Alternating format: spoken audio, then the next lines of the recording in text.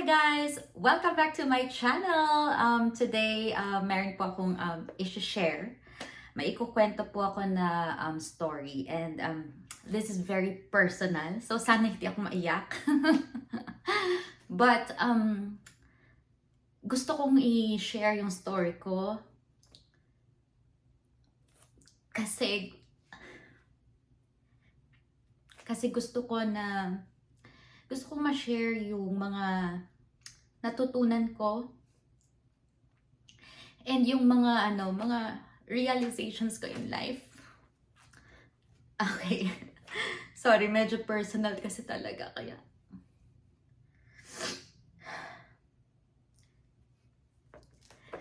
Hindi ko mapigilan. Wait lang. Sabi ko hindi ako iiyak.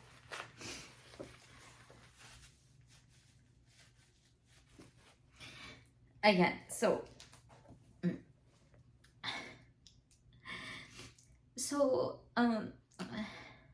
I lost my sister.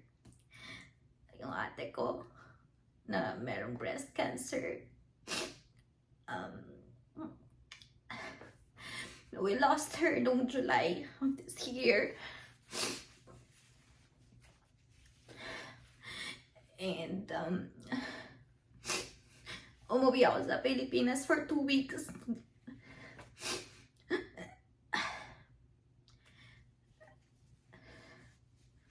Nung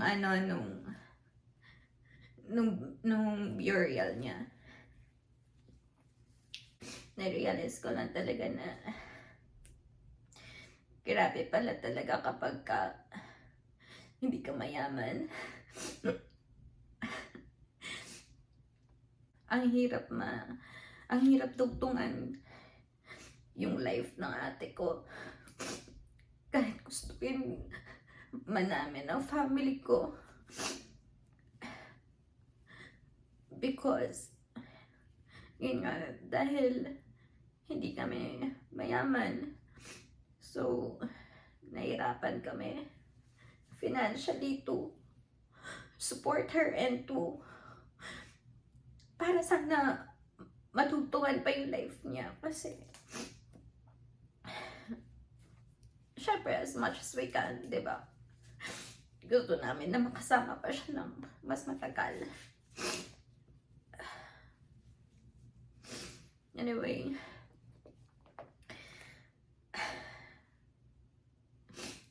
so simula nung dumating ako dito sa US, almost 3 years ago, nag-start na talaga yung chemo treatment ni ate. So, kami magkakapatid, lahat naman kami breadwinners. Pero siguro, ako yung may mas malaki lang na chunk or parang part ng pagiging breadwinner. Kasi syempre, ako yung nandito sa US, so mas malaki yung kita ko kesa sa mga kapatid ko na nasa Pinas.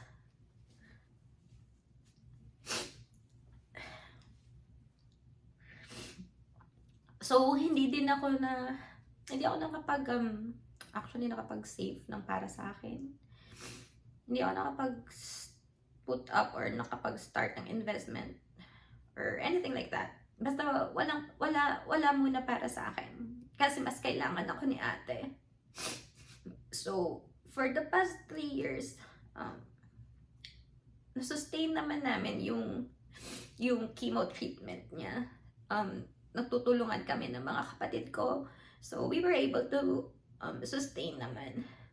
Not until lang talaga nung January of this year, na-hospitalized yung ate ko because of complications ng cancer niya. And, doon lang talaga kami, sobrang grabe yung financial burden kapag ka na-hospitalized na kasi. Yung siya noon, parang almost 3 weeks siya na-hospitalized and parang almost 1 million pesos yung naging bill namin sa hospital niya. So, doon talaga kami na problema ng mga kapatid ko kasi wala kaming other source of money, kundi yung sweldo lang namin kasi lahat kaming magkakapatid, mga empleyado lang naman. Wala naman po kaming business or inheritance or anything like that. So kaya kami talagang grabe yung financial stress namin, buong family. And then after that, na-hospitalize ulit siya ng I think March, and then another one ng April. So sunod-sunod, the next hospitalization, mga 300,000 din yata yun. So lubog kami sa utang, sa madaling salita. Sobrang thankful lang na marami kaming kamag-anak na tumulong. So nung bandang May na, nag-decide na kami ng mga kapatid ko na hindi na namin kayang i-sustain yung financial burden. Hindi namin kaya ng kasi hindi na din siya nakapag-chemo after nung mga April niyang hospitalization kasi hindi na nagno-normalize yung mga lab values niya, laboratory niya, hindi na talaga normal, parang pa-down na talaga. So tinanggap na namin ng mga kapatid ko na this is it. Haya na lang namin si ate na umuwi sa probinsya namin para doon na lang maghintay ng kung kailan siya pagpapahingain ng Panginoon. So, ayun. So, nung July, ayun, nagpahinga na siya. Kaya lang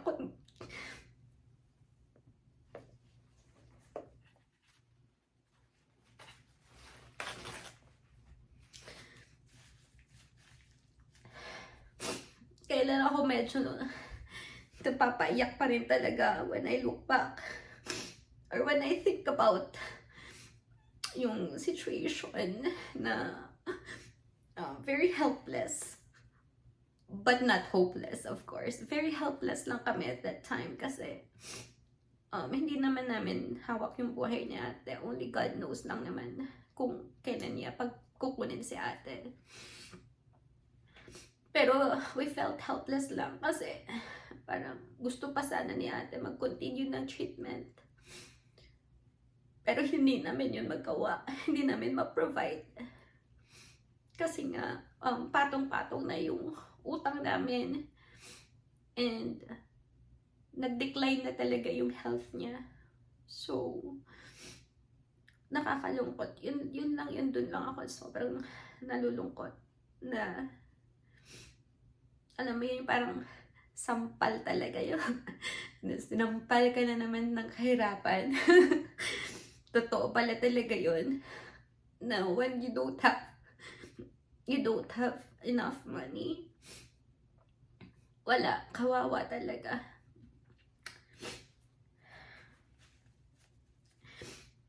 Tanggap naman namin na yun nangyari kay ate. We are still very, alam mo yun, yung nung nawala na si ate, grabe yung comfort. More than anyone na nagbigay ng condolences sa amin or sa family namin. Mas grabe pa rin yung comfort na natanggap namin galing sa Panginoon. Yun lang talaga yung pinagpapasalamat namin na grabe yung faith namin, yung paniniwala namin na kami ng mga kapatid ko na there is a reason for everything and hindi namin pwedeng i-blame sa Panginoon kung ano man ang nangyari kay ate, and this is only temporary. Yung life naman natin dito sa lupa is temporary lang naman, and someday magkikita-kita pa rin naman kami. Nauna na lang siya. Yun na lang yung iniisip namin. And so bakit ko nga ba ito sinishare? Dahil dun sa nangyari sa akin or sa family namin, grabe yung ano, yung yung realization ko na hindi okay.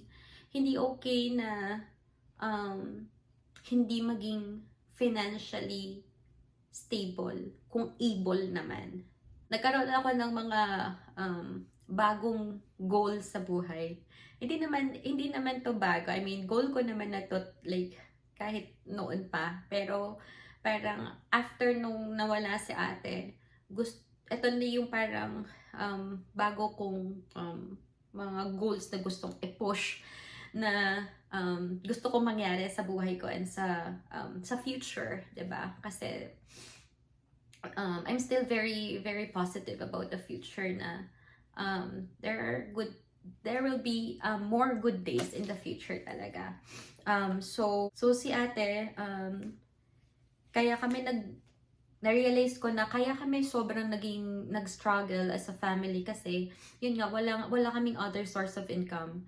So wala si ating health insurance. So yun yung mga realizations ko. Very very very important na meron kang health insurance. Number 2, very very important na meron ka ding life insurance. Kasi para hindi maging sobrang maging burden para dun sa may iwan mo or sa family mo.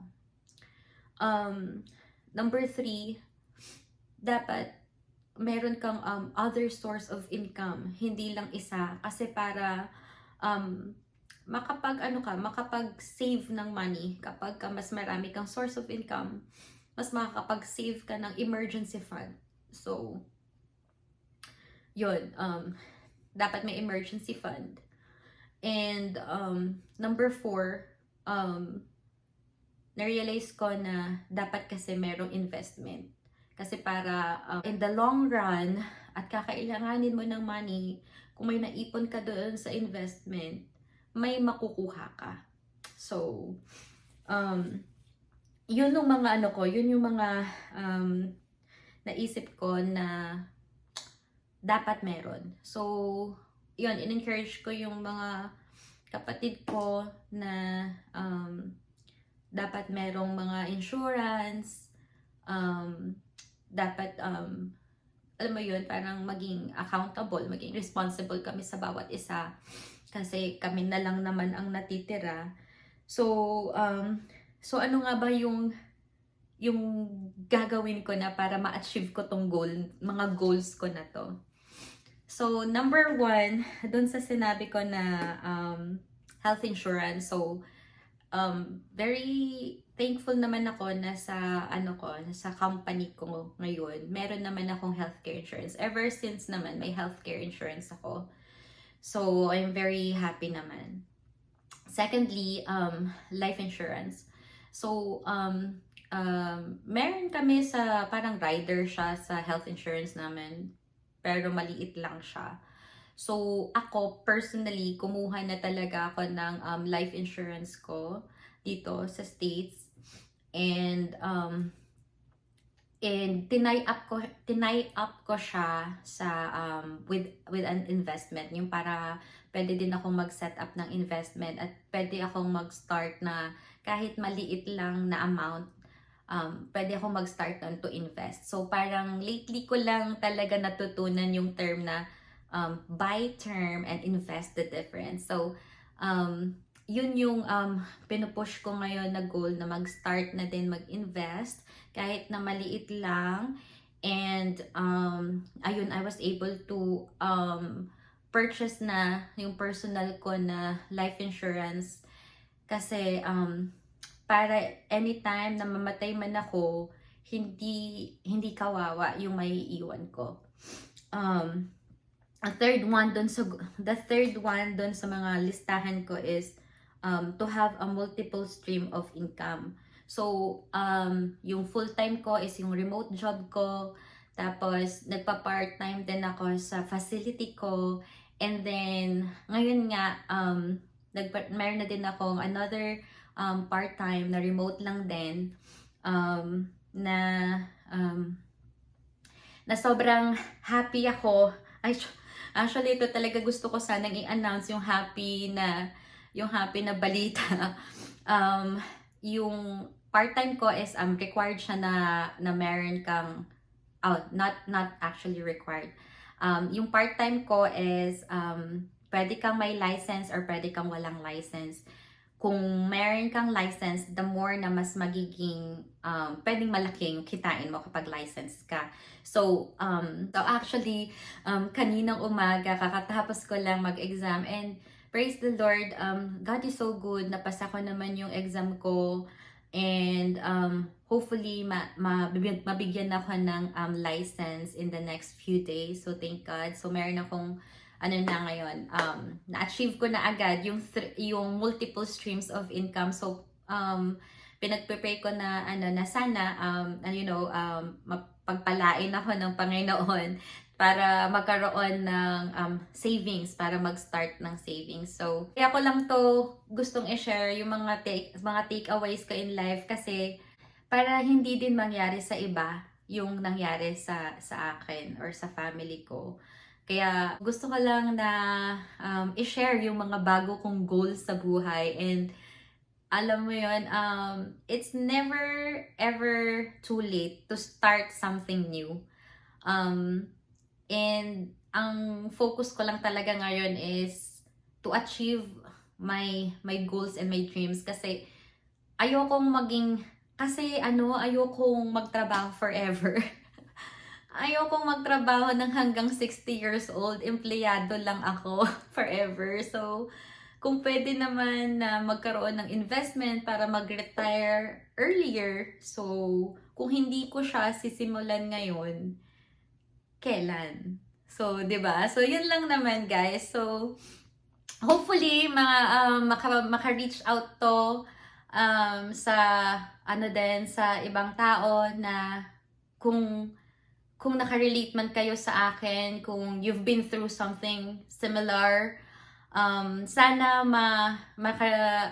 maka-inspire to anyone na do not give up on your dreams and it's never too late to start something new, to dream new dreams and not to give up and always lang talaga put God first. Yun talaga yung parang mantra ko in life. Everything will go well kapag inuna talaga ang Panginoon. So, yun lang naman, guys. Thank you so much for watching this video and I hope to see you again, guys, on my next one. Bye!